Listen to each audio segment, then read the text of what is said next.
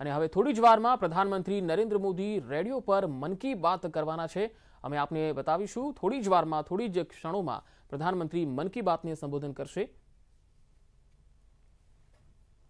મન કી બાતની આ 83મી આવૃત્તિ પ્રધાનમંત્રી રેડિયો પર તેનું દર વખતે દર મહિનાના છેલ્લા રવિવારના રોજ તેઓ મન કી બાત કરતા હોય છે। અને આવો સાંભળીએ શું કહી રહ્યા છે। मेरे प्यारे देशवासियों, नमस्कार। आज हम एक बार फिर मन की बात के लिए एक साथ जुड़ रहे हैं। 2 दिन बाद दिसंबर का महीना भी शुरू हो रहा है और दिसंबर आते ही साइकोलॉजिकली हमें ऐसा ही लगता है कि चलिए भाई, साल पूरा हो गया, ये साल का आखिरी महीना है और नए साल के लिए ताने बाने बुनना शुरू कर देते हैं। इसी महीने नेवी डे और आर्म्ड फोर्सेस फ्लैग डे भी देश मनाता है। हम सबको मालूम है 16 दिसंबर को 1971 के युद्ध का स्वर्णिम जयंती वर्ष भी देश मना रहा है। मैं इन सभी अवसरों पर देश के सुरक्षा बलों का स्मरण करता हूं, हमारे वीरों का स्मरण करता हूं और विशेष रूप से ऐसे वीरों को जन्म देने वाली वीर माताओं का स्मरण करता हूं। हमेशा की तरह इस बार भी मुझे नमो ऐप पर, माई गॉव पर आप सबके ढेर सारे सुझाव भी मिले हैं। आप लोगों ने मुझे अपने परिवार का एक हिस्सा मानते हुए अपने जीवन के सुख दुख भी साझा किए हैं। इसमें बहुत सारे नौजवान भी हैं, छात्र छात्राएं हैं।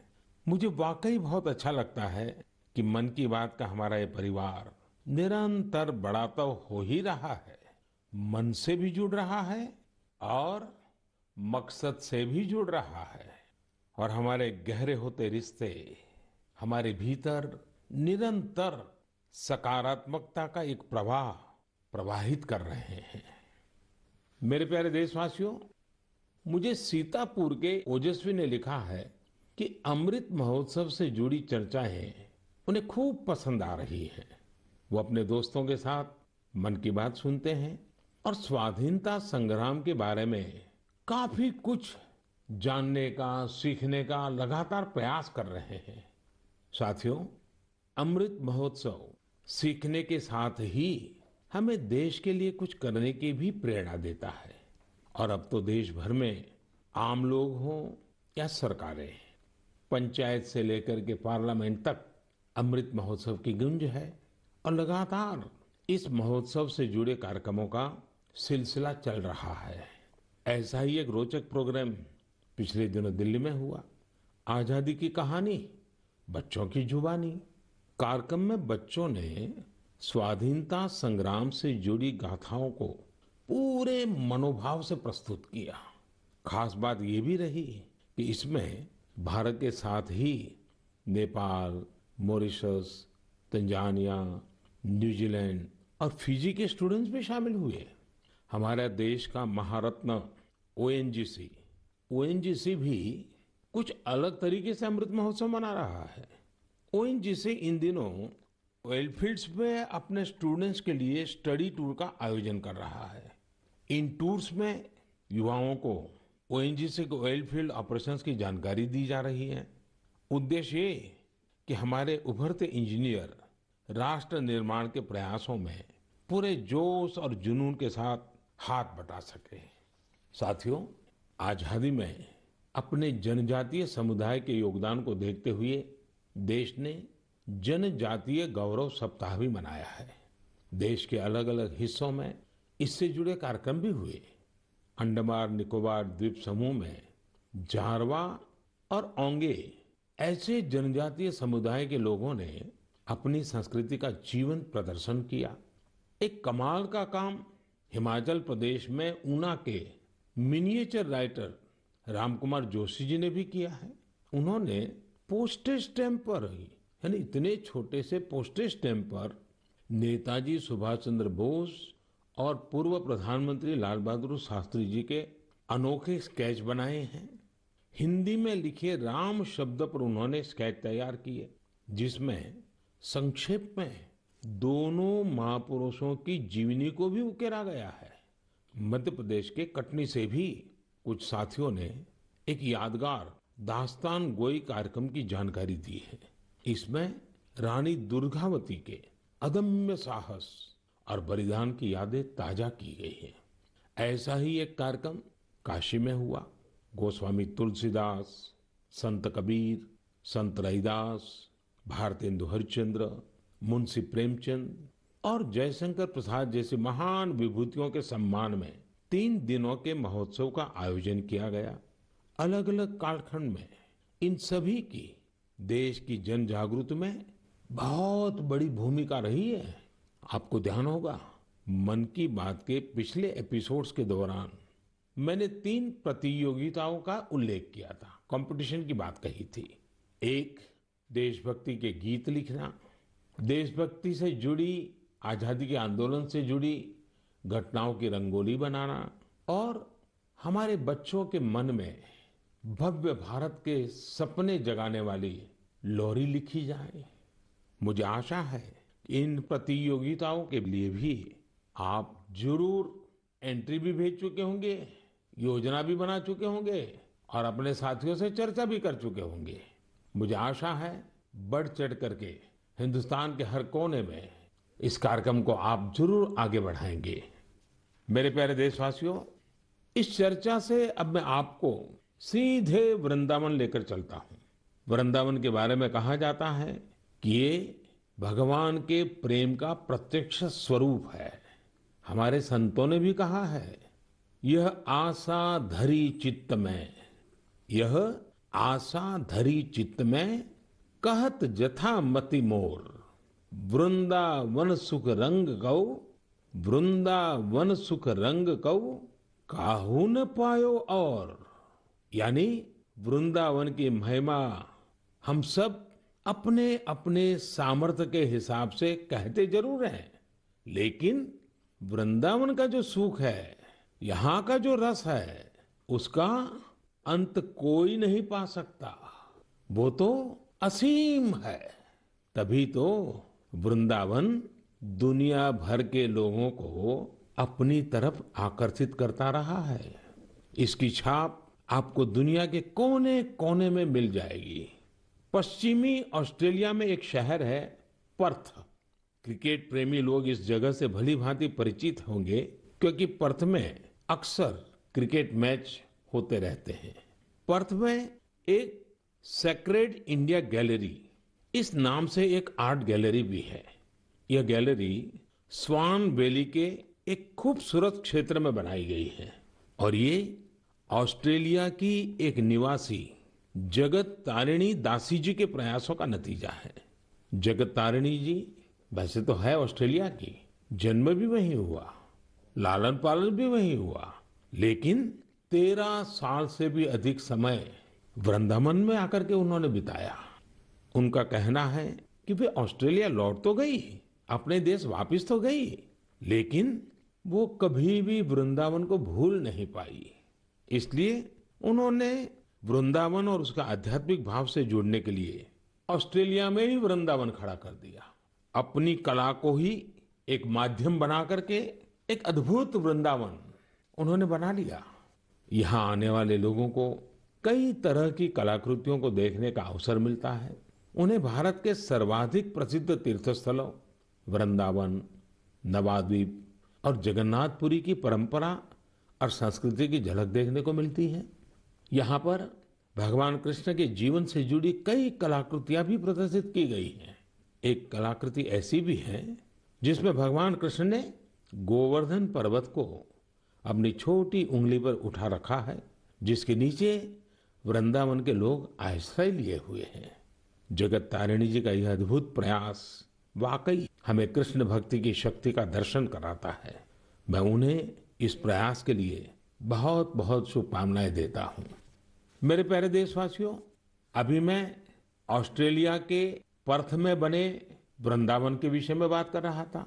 ये भी एक दिलचस्प इतिहास है कि ऑस्ट्रेलिया का एक रिश्ता हमारे बुंदेलखंड के झांसी से भी है। दरअसल झांसी की रानी लक्ष्मीबाई जब ईस्ट इंडिया कंपनी के खिलाफ कानूनी लड़ाई लड़ रही थी, तो उनके वकील थे जॉन लैंग। जॉन लैंग मूल रूप से ऑस्ट्रेलिया के ही रहने वाले थे। भारत में रहकर उन्होंने रानी लक्ष्मीबाई का मुकदमा लड़ा था। हमारे स्वतंत्रता संग्राम में झांसी और बुंदेलखंड का कितना बड़ा योगदान है, ये हम सब जानते हैं।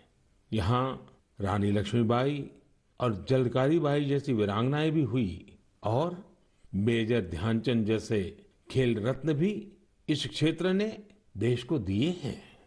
साथियों, वीरता केवल युद्ध के मैदान में ही दिखाई जाए ऐसा जरूरी नहीं होता। वीरता जब एक व्रत बन जाती है और उसका विस्तार होता है तो हर क्षेत्र में अनेकों कार्य सिद्ध होने लगते हैं। मुझे ऐसी ही वीरता के बारे में श्रीमती ज्योत्सना ने चिट्ठी लिखकर बताया है। जालौन में एक पारंपरिक नदी थी, नून नदी। नून यहाँ के किसानों के लिए पानी का प्रमुख स्रोत हुआ करती थी, लेकिन धीरे धीरे नून नदी लुप्त होने की कगार पर पहुंच गई। जो थोड़ा बहुत अस्तित्व इस नदी का बचा था, उसमें वो नाले में तब्दील हो रही थी। इससे किसानों के लिए सिंचाई का भी संकट खड़ा हो गया था। जालौन के लोगों ने स्थिति को बदलने का बीड़ा उठाया। इसी साल मार्च में इसके लिए एक कमेटी बनाई गई। हजारों ग्रामीण और स्थानीय लोग स्वतः स्फूर्त इस अभियान से जुड़े। यहाँ की पंचायतों ने ग्रामीणों के साथ मिलकर काम करना शुरू किया और आज इतने कम समय में और बहुत कम लागत में ये नदी फिर से जीवित हो गई है। कितने ही किसानों को इसका फायदा हो रहा है। युद्ध के मैदान से अलग वीरता का ये उदाहरण हमारे देशवासियों की संकल्प शक्ति को दिखाता है और ये भी बताता है कि अगर हम ठान ले तो कुछ भी असंभव नहीं है। और तभी तो मैं कहता हूं, सबका प्रयास। मेरे प्यारे देशवासियों, जब हम प्रकृति का संरक्षण करते हैं तो बदले में प्रकृति हमें भी संरक्षण और सुरक्षा देती है। इस बात को हम अपने निजी जीवन में भी अनुभव करते हैं और ऐसा ही एक उदाहरण तमिलनाडु के लोगों ने व्यापक स्तर पर प्रस्तुत किया है। ये उदाहरण है तमिलनाडु के तूतुकुड़ी जिले का। हम जानते हैं कि तटीय इलाकों में कई बार जमीन के डूबने का खतरा रहता है। तूतुकुड़ी में भी कई छोटे आइलैंड और टापू ऐसे थे जिनके समुद्र में डूबने का खतरा बढ़ रहा था। यहाँ के लोगों ने और विशेषज्ञों ने इस प्राकृतिक आपदा का बचाव प्रकृति के जरिए ही खोजा। ये लोग अब इन टापुओं पर पाल्मेरा के पेड़ लगा रहे हैं। ये पेड़ साइक्लोन और तूफानों में भी खड़े रहते हैं और जमीन को सुरक्षा देते हैं। इनसे अब इस इलाके को बचाने का एक नया भरोसा जगा है। साथियों, प्रकृति से हमारे लिए खतरा तभी पैदा होता है जब हम उसके संतुलन को बिगाड़ते हैं या उसकी पवित्रता नष्ट करते हैं। प्रकृति माँ की तरह हमारा पालन भी करती है और हमारी दुनिया में नए नए रंग भी भरती है। अभी मैं सोशल मीडिया पर देख रहा था, मेघालय में एक फ्लाइंग बोट की तस्वीर खूब वायरल हो रही है। पहली ही नजर ये तस्वीर हमें आकर्षित करती है। आप में से भी ज्यादातर लोगों ने इसे ऑनलाइन जरूर देखा होगा।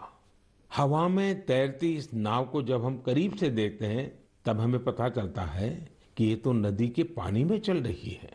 नदी का पानी इतना साफ है कि हमें उसकी तलहटी दिखती है और नाव हवा में तैरती सी लगने लग जाती है। हमारे देश में अनेक राज्य हैं, अनेक क्षेत्र हैं जहाँ के लोगों ने अपनी प्राकृतिक विरासत के रंगों को संजोकर रखा है। इन लोगों ने प्रकृति के साथ मिलकर रहने की जीवन शैली आज भी जीवित रखी है। ये हम सब के लिए भी प्रेरणा है। हमारे आसपास जो भी प्राकृतिक संसाधन है, हम उन्हें बचाएं, उन्हें फिर से उनका असली रूप लौटाएं। इसी में हम सबका हित है, जग का हित है। मेरे प्यारे देशवासियों, सरकार जब योजनाएं बनाती है, बजट खर्च करती है, समय पर परियोजनाओं को पूरा करती है, तो लोगों को लगता है कि वो काम कर रही है। लेकिन सरकार के अनेक कार्यों में, विकास के अनेक योजनाओं के बीच मानवीय संवेदनाओं से जुड़ी बातें हमेशा एक अलग सुख देती हैं। सरकार के प्रयासों से, सरकार की योजनाओं से कैसे कोई जीवन बदला, उस बदले हुए जीवन का अनुभव क्या है। जब ये सुनते हैं तो हम भी संवेदनाओं से भर जाते हैं। यह मन को संतोष भी देता है और उस योजना को लोगों तक पहुंचाने की प्रेरणा भी देता है। एक प्रकार से ये स्वांतः सुखाई तो है। और इसलिए आज मन की बात में हमारे साथ तो ऐसे साथी भी जुड़ रहे हैं जो अपने हौसलों से एक नया जीवन जीत कर आए हैं। इन्होंने आयुष्मान भारत योजना की मदद से अपना इलाज कराया और एक नई जिंदगी की शुरुआत की है।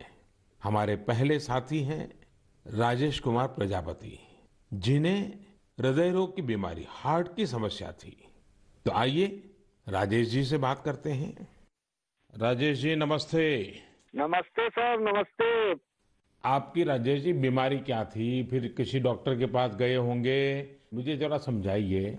स्थानीय डॉक्टर ने कहा होगा, फिर किसी और डॉक्टर के पास गए होंगे, फिर आप निर्णय नहीं करते होंगे या करते होंगे, क्या क्या होता था? जी, मुझे हार्ट में प्रॉब्लम सर आ गई थी, मेरे सीने में जलन होती थी सर। हम्म। फिर मैंने डॉक्टर को दिखाया। डॉक्टर ने पहले तो बताया हो सकता बेटा तुम्हारे एसिड होगी। तो मैंने काफी दिन एसिड की दवाई कराई।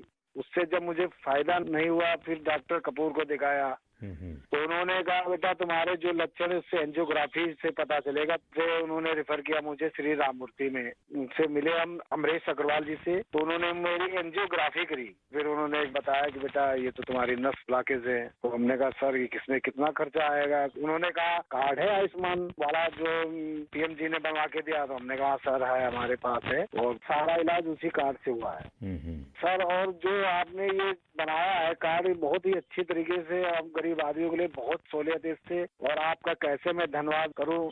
आप करते क्या है राजेश जी? सर मैं इस समय तो प्राइवेट नौकरी करता हूं सर। और आयु कितनी है आपकी? मेरी 49 साल है सर। इतनी छोटी आयु में आपको हार्ट का ट्रबल हो गया?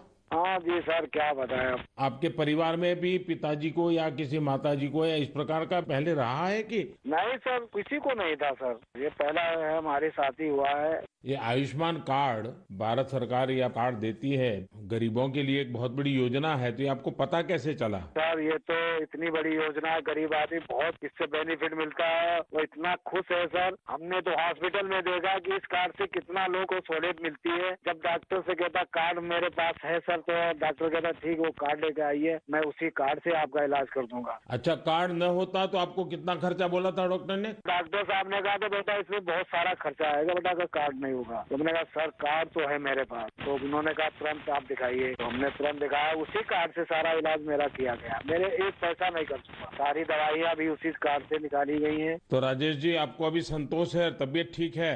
जी सर, आपका बहुत बहुत धन्यवाद सर। और आपकी उम्र भी इतनी लंबी होगी, हमेशा सत्ता में ही रहे। हमारे परिवार के लोग भी आपसे इतना खुश हैं, हम क्या कहें आपसे। राजेश जी आप मुझे सत्ता में रहने की शुभकामना मत दीजिए। मैं आज भी सत्ता में नहीं हूँ और भविष्य में भी सत्ता में जाना नहीं चाहता हूँ। मैं सिर्फ सेवा में रहना चाहता हूँ। मेरे लिए ये पद, ये प्रधानमंत्री, सारी चीजें ये सत्ता के लिए है ही नहीं भाई, सेवा के लिए है। सेवा ही तो चाहिए हम लोगों को, और क्या। देखिए गरीबों के लिए ये आयुष्मान भारत योजना ये अपने आप में। जी सर, बहुत बढ़िया चीज है।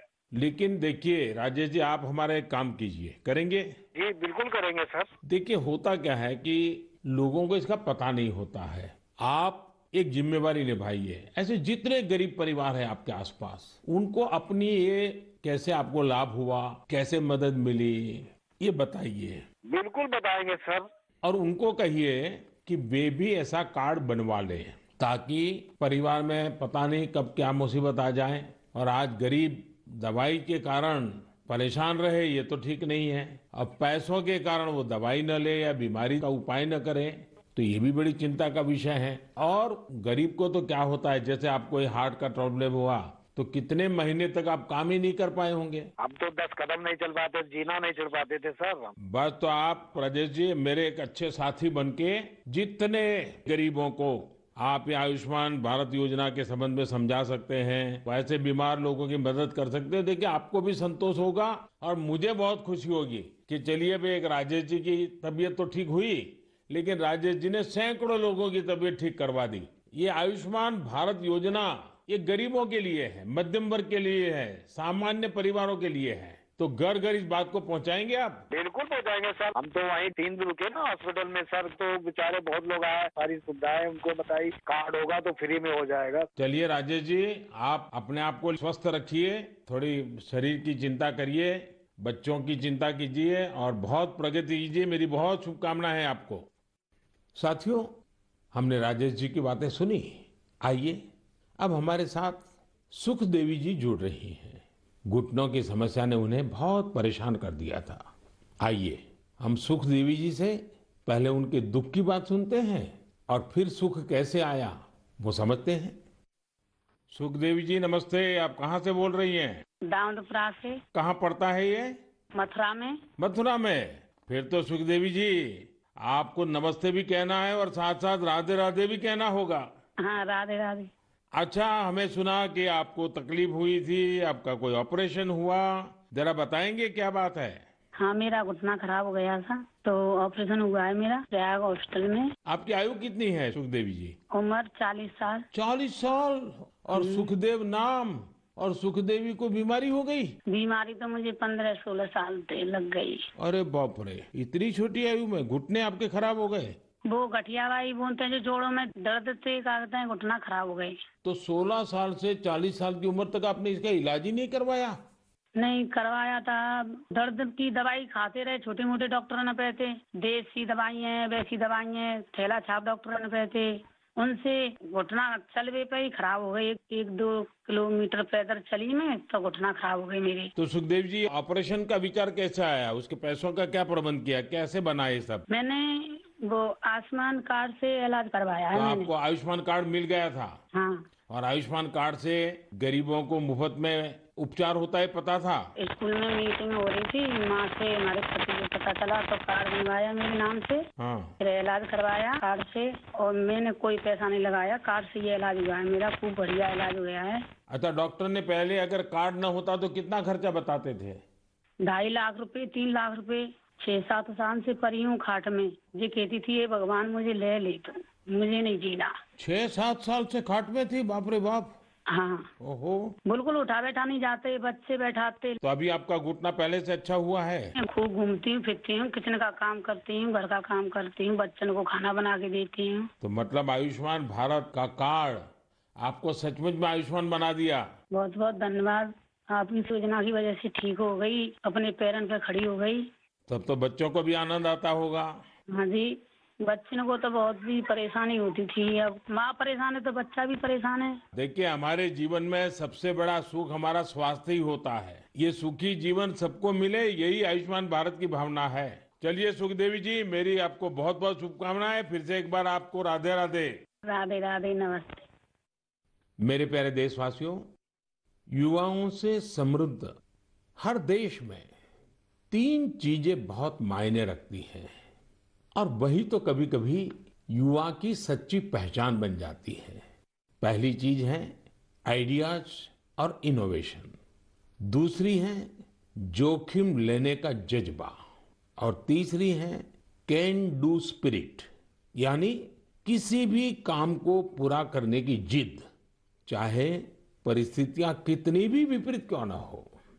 जब ये तीनों चीजें आपस में मिलती हैं तो अभूतपूर्व परिणाम मिलते हैं, चमत्कार हो जाते हैं।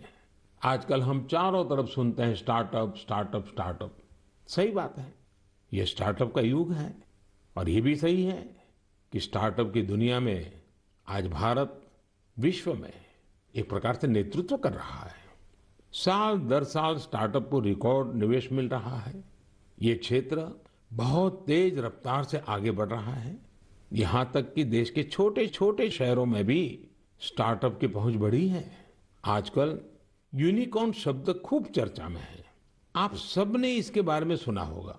यूनिकॉर्न एक ऐसा स्टार्टअप होता है जिसका वैल्यूएशन कम से कम $1 बिलियन होता है, यानी करीब करीब 7,000 करोड़ रुपए से ज्यादा। साथियों, साल 2015 तक देश में बमुश्किल 9 या 10 यूनिकॉर्न हुआ करते थे।